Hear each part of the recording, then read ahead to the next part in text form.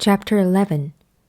And it came to pass after the year was expired, at the time when kings go forth to battle, that David sent Joab and his servants with him, and all Israel, and they destroyed the children of Ammon, and besieged Rabbah. But David tarried still at Jerusalem. And it came to pass in the evening tide, that David arose from off his bed, and walked upon the roof of the king's house. And from the roof he saw a woman washing herself. And the woman was very beautiful to look upon. And David sent and inquired after the woman. And one said, Is not this Bathsheba, the daughter of Eliam, the wife of Uriah the Hittite? And David sent messengers and took her. And she came in unto him, and he lay with her, for she was purified from her uncleanness. And she returned unto her house.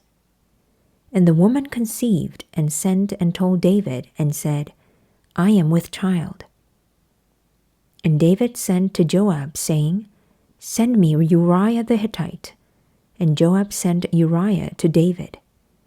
And when Uriah was come unto him, David demanded of him how Joab did, and how the people did, and how the war prospered. And David said to Uriah, Go down to thy house, and wash thy feet. And Uriah departed out of the king's house, and there followed him a mess of meat from the king. But Uriah slept at the door of the king's house with all the servants of his lord, and went not down to his house. And when they had told David, saying, Uriah went not down unto his house, David said unto Uriah, Camest thou not from thy journey? Why then didst thou not go down unto thine house?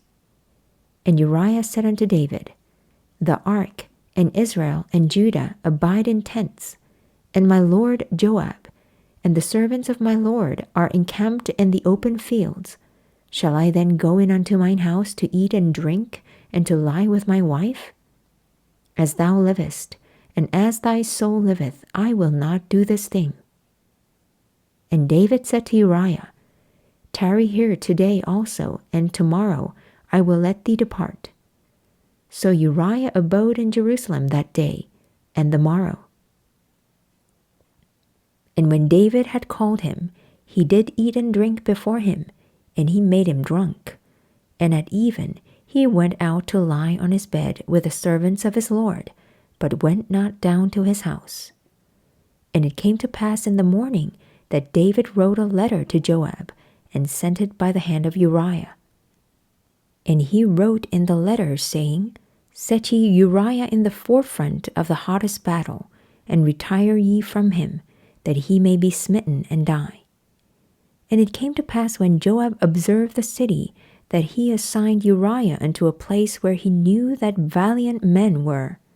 And the men of the city went out, and fought with Joab, and there fell some of the people of the servants of David, and Uriah the Hittite died also. Then Joab sent and told David all the things concerning the war, and charged the messenger, saying, When thou hast made an end of telling the matters of the war unto the king, and if so be that the king's wrath arise, and he say unto thee, Wherefore approached ye so nigh unto the city when ye did fight? Knew ye not that they would shoot from the wall? Who smote Abimelech the son of Jerubbesheth? Did not a woman cast a piece of a millstone upon him from the wall, that he died in Thebez? Why went ye nigh the wall? Then say thou, Thy servant Uriah the Hittite is dead also. So the messenger went, and came and showed David all that Joab had sent him for. And the messenger said unto David, Surely the men prevailed against us, and came out unto us into the field, and we were upon them even unto the entering of the gate.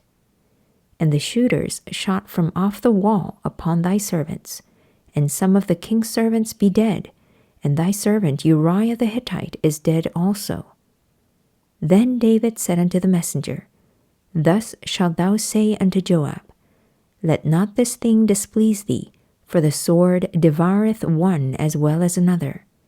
Make thy battle more strong against the city, and overthrow it, and encourage thou him.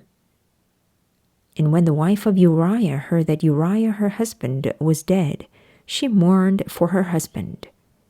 And when the mourning was past, David sent and fetched her to his house, and she became his wife, and bare him a son. But the thing that David had done displeased the Lord,